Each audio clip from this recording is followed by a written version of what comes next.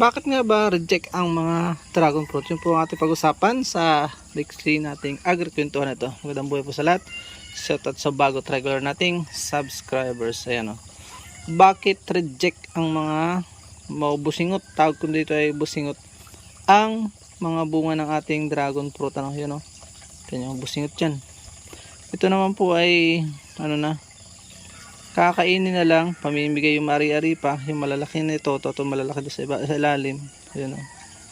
Yan ang pag-usapan natin yung reason bakit siya nare-reject. Ano po. Una, hindi na tayo paligoy-ligoy. Ang dragon fruit ay apektado ng supply and demand.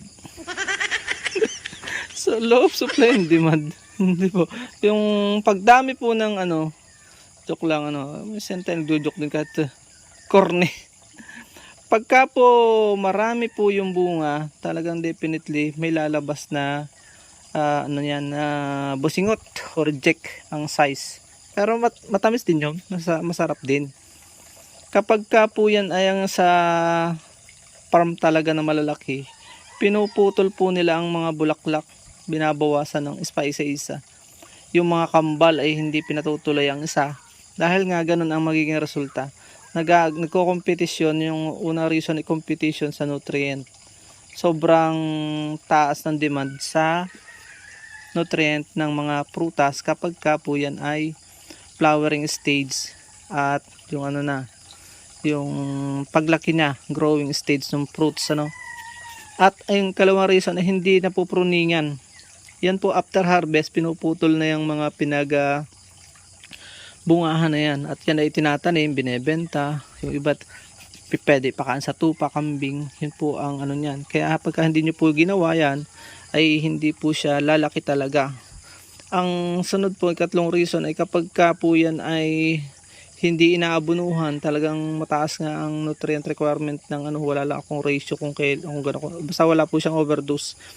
Every every month o every 2 weeks nag-aabono ako niya kapag malapit na mag-flowering to induce flowering at makaka-produce tayo ng malalaking bunga ng dragon fruit. Napakasarap pa naman po niyan.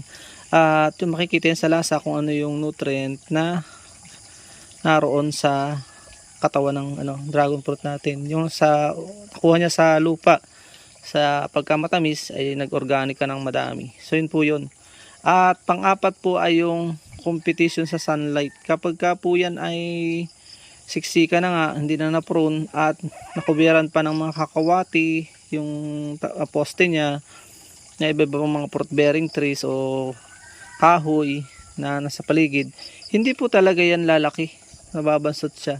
Basta po ang katawan ng dragon fruit natin, yung mga sanga nito ay maliliit, definitely ang may po-produce po niyan ay 70% may lalabas talagang maliliit. Dahil nga pagka malaki yung katawan, may capacity siyang mag-provide ng madaming nutrient na kailangan ng prutas. Yun lang po ang nakikita kong dahilan kaya nare-reject na busingot.